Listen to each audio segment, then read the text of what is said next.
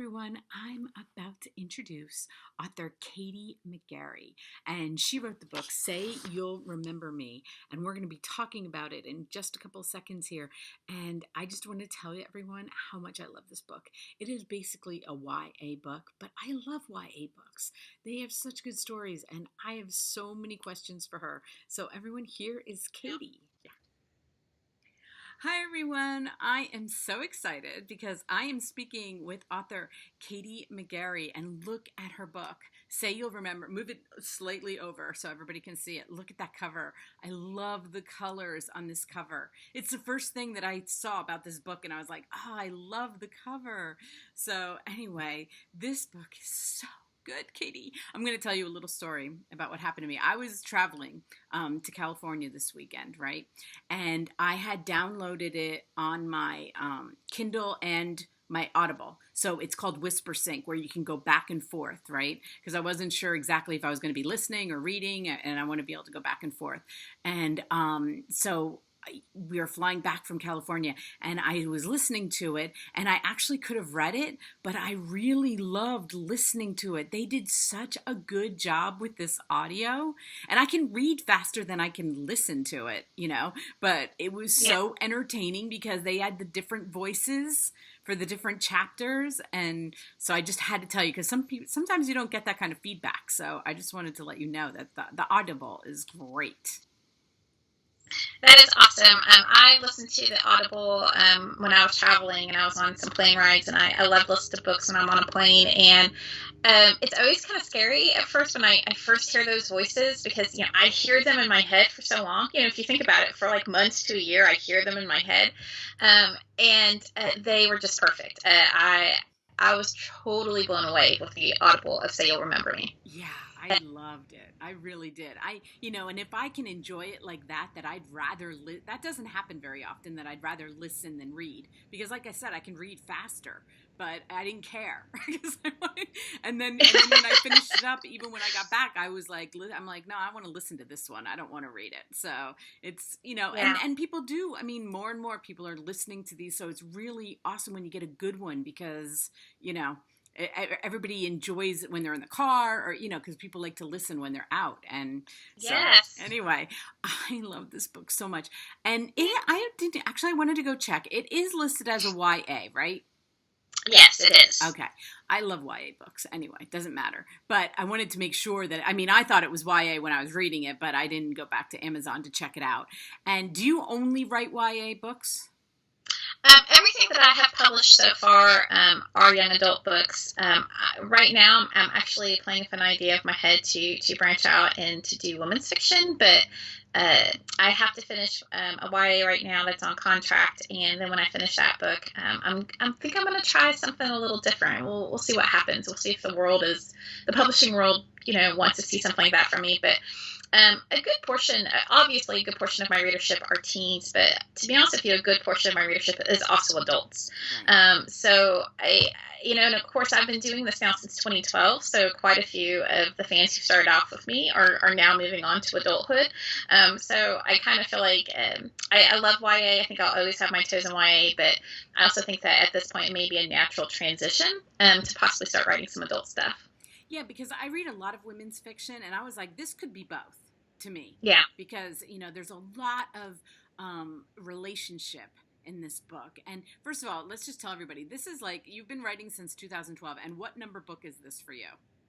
Oh, goodness. I believe this is number 12, but that includes some novellas in there. Yeah, I was trying to count. and I was like, oh my gosh, I'm just going to ask her, because, they scroll through them and then you think you've missed some. When it comes to that number, you don't you can't figure it out. So anyway, I was like, she has written just a lot. Let's just put it Yes. And in fact, I was just so excited to have the opportunity to be published. I never in a million years thought that I would be. In fact, you still have to pinch me at times if this happens. Especially when I first jumped into publishing, I was just like, oh, I'm gonna grab onto this and do as much as I possibly can, and always waiting for that moment that someone's like, you're done. We don't want anything else from you. And this past year, about a year and a half ago, I had a moment where I had published, 10 books. And I was like, I'm a little tired. So I've loved every second of it. But I took a good portion of this year off, which, I mean, my fans wouldn't even notice because I'm still like online and still doing things, but I just wasn't writing as prolifically. And so a lot of the books catch up. And I'm so glad that I did, because the stuff that I'm writing now, I'm just so in love with and so passionate with. So I think sometimes it's like, we are artists in a way that sometimes as artists we have to take a step back and feel that well. And this book is so good. But I have to ask, before we start talking about the story, which is just incredible, I have to ask you about names, because writing YA, what I love about YA is that it's tricky, because you're hitting an age group where it's like, if it's not relevant, they're not going to read it. And then also if it's too relevant and too slangy, it comes off as too slangy. So I always think it's like they're the hardest age group. That's what I think, because they're going through this like transition, and you want it to sound like how teenagers sound, but then you don't want to be too cliche, because they change too much, because their slang changes too much. And I love the names of these I was like, how did she do that? Because teenagers love names. They just do. And I could see you put so much effort into the names of these characters, and I just thought you could tell us all how you do it. I let the characters actually name themselves. I know that's a very bizarre thing, but I actually think about books for a long time before I write them. A lot of people are like, oh, how long does it take to write a book? Well, to be honest, it doesn't take me long to actually physically put my hands to the keyboard and write the book. But I do think about the book for a good 6 months to a year. So like while I'm writing a book, I'm actually plotting out another book in my head. Mm-hmm. But I give that time. It's really to figure out the characters, like who they are, what they want. And so like I know in my very first book, Pushing the Limits, mm-hmm. I did not have a name for for Echo Emerson. She is the main character of the book forever. And I put Sarah in as a placeholder, and I knew Sarah was not her name. So it wasn't until I was about halfway through the book that I realized what her name would be, and it's because her mom was obsessed with Greek mythology. And then I realized, her mom's obsessed with Greek mythology, what would her mom name her? And so I went through all these Greek myths until I found the myth of Echo, and it just fit the character perfectly. So that's how I named her. So for and Say You'll Remember Me, Drix was easy. Drix's dad is a musician, and he was part of a band that had some #1 hits on Billboard. He lived the rock and roll lifestyle. He was not a very good father, and so it was easy because this man is going to like name his kids like something after rock stars, right? Like it's gonna be like it's gonna be big and it's gonna be outrageous. But at the same time, I could see that his older brother is Axl, so like after Axl Rose and Guns N' Roses, and Drix is actually named Hendrix Page Pierce, which his last name is Pierce. And Pierce was actually off of an old gym teacher of mine from middle school who I just really loved and adored. So I just wanted to give that kind of like last name to them. I do that on occasion. And then I just knew Hendrix is off of Jimi Hendrix and of course and Jimmy Page, who were just, two legends of rock and roll. And I just love putting those names together. But Drix has this like love-hate relationship with his father. He's not a very good father. He was the one who really introduced Drix into this rock and roll lifestyle, which really set Drix on a bad course before you meet him in the book. And so, as any child does, and that's a lot of the things I write about in my YA books, is that as a teenager, there's just, no matter how crappy your parents are, they're still your parents. And no matter how, like, there's this thing inside of you where you start to look around, like, for the longest time, like, it's your mom and it's your dad and it's my mom and it's my dad. And you look at them and you put them up on this pedestal. And that teenage time period is when you start to see the cracks. Like, even if you have the best parent in the world, I have teenagers, and I tell them all the time, like, look, nobody gave me a parenting book when I carried you out of the hospital. Like, yes, you can go to the bookstore, and there's, like, hundreds of them, but at the end of the day, like, we're guessing, right? Like, we're doing the best that we can, and I tell them, like, I'm going to mess up at times, and I don't mean to, but, every parent's that way. And so, like, you even have the kids who have the perfect parents, and they start to realize there's cracks, right? But then you have the kids whose parents are just just bad parents, and when they had that startling revelation. And so I knew that Drix was going to take his name and turn it into something different to make his identity his own. So he went from Hendrix to Drix. And so it's just a fun name, and I love to do it.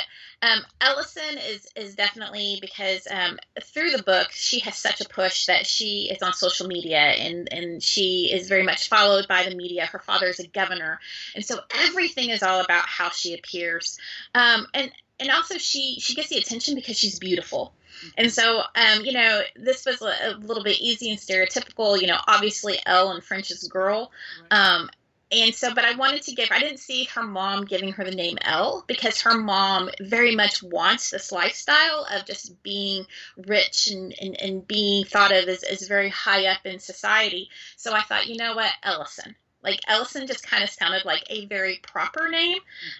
But then once again, everyone called her Ellie when she was younger, and then she realized she just didn't like that, so she switched it up and she took control of her identity, called herself Elle. And I remember doing that when I was in school. To be honest, I'm not a Katie. I'm actually a Catherine. And my family called me Kate. And I remember in high school, like I had this moment, and I'm like, I'm Katie. And that's like, it's funny because like when I hear the phone ring and I can hear a message, I can kind of know who you are by how you call me. Like if it's Catherine, you don't know me. If it's Kate, it's a family member, and if it's Katie, it's a friend. Yeah, so my name's like that too, because if you know me, it's Shelly, or family member, and then not, it's Michelle, and so I get that. But my parents called me Shelly, and then when I went to school, I was Michelle, and I kind of insisted on, I don't know. Yeah, I guess you do, like, I didn't realize that, but what I love about Elle, what I love about her is that we've been both sides. We've been that daughter, and now we're moms, so we've been her mom. And I was like, I so related to her struggle because I was like, I was that daughter. I was her. I rebelled against everything that my parents were trying in their best efforts to make of my life. And, I don't know. I was like, I so connected with her because I was like, oh my God, I was her. And then I have two daughters and I'm like, oh my God, I have two, I'm her mom. But my daughters are in their 20s. And so we've been able to talk about, their teens, which were difficult. My boys, it wasn't as difficult, but with the girls, it seems like, I don't know, you try so hard, as a woman, you just like, you try so hard to like, to correct your own mistakes in a weird way. And then, but I love that. I love that you explored both sides. And then not only that, but then being 17, being in love, quote unquote. Which, it's like, it took me back, to that feeling of, what that was like. And I just loved her so much. And it was such a good story. I can't explain, I love what you said on your website, that you had The Outsiders and that you had every book page marked, and that was me as a kid because I was such a reader and I reread. We didn't have access. I mean, we had the library. I'm older than you. I'm 53, but it was like to get to the library or, so when I would get a book, I would just read it to death, just like till it was falling apart. And you said that's what you hope your book. And I think this book is it because it explored everything for teenagers. And if my daughters were still teenagers, I'd want them to read this book. That's awesome to hear. I'll be honest, like writing this book, especially when writing the parents, and especially in the last couple of books when writing the parents, because when I started off, my two oldest were like 4, right.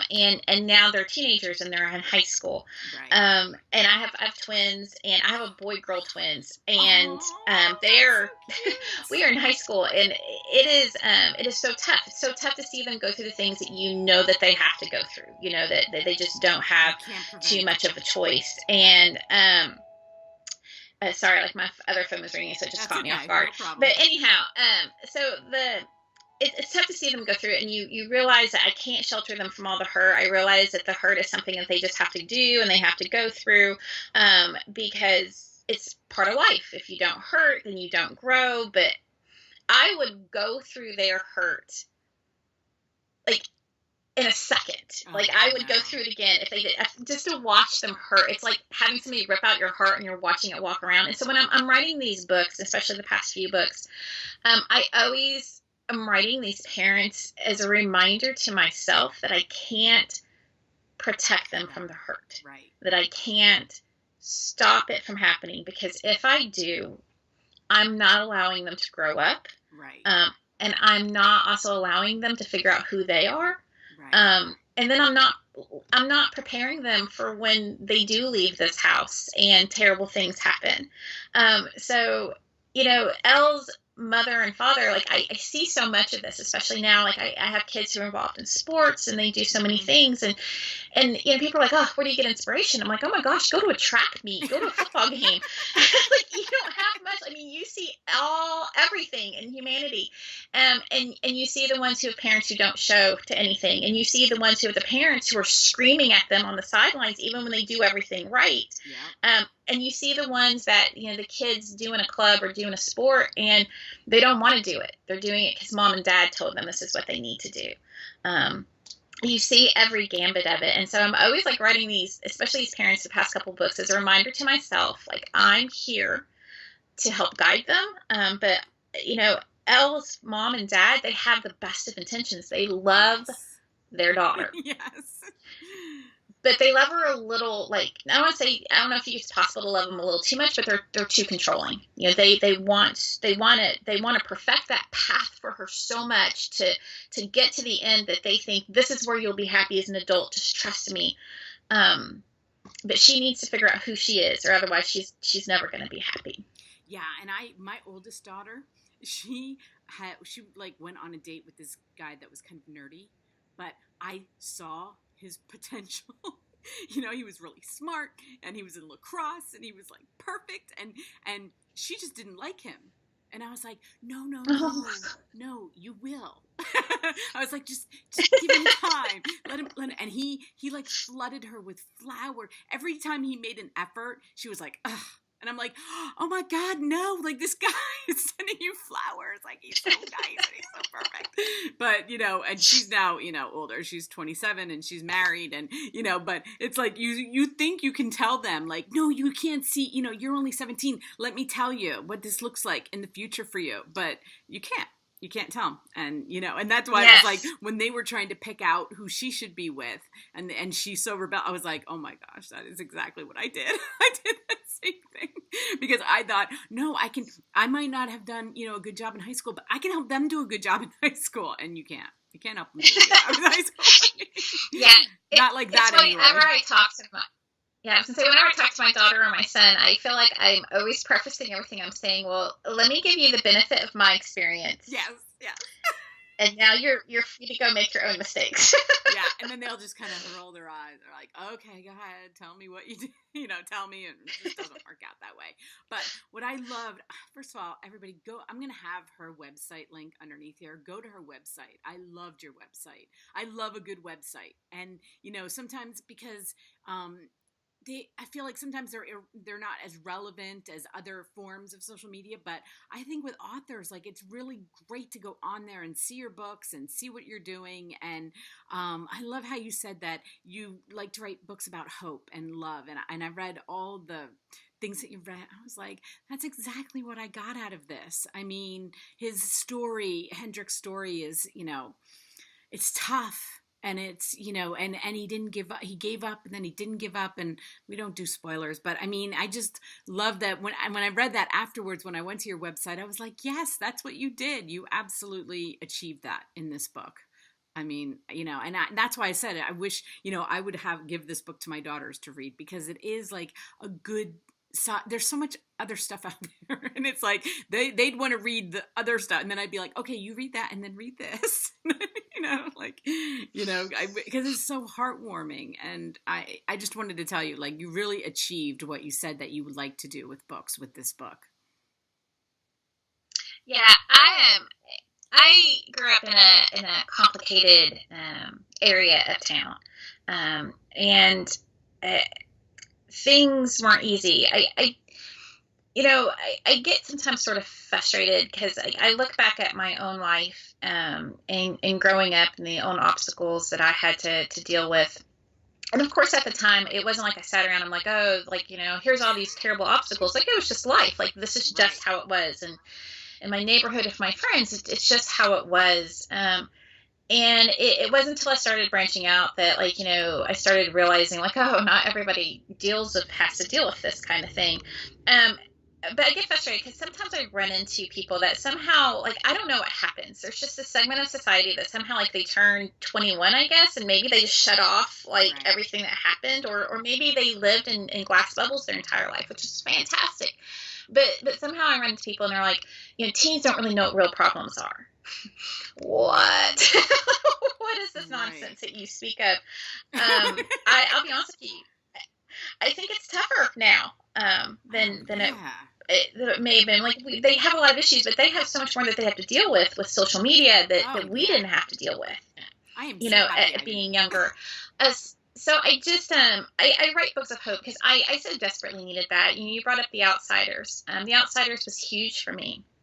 Um, it was a book that spoke to me because I saw a reflection of myself in that book. And, no, it wasn't Pony Boy, and like, no, I've never been in a gang war, and like, no, I've never killed anybody. But like, Pony Boy's Curtis's friends were his family. And growing up, that was me. And to see myself reflected in a book was just powerful. And he went through all these really, really terrible things. And I, remember at times holding friends as they just sobbed Mhm. because they were going through terrible things. And I remember sobbing, going through terrible things. And I just remember times thinking, this is what life is.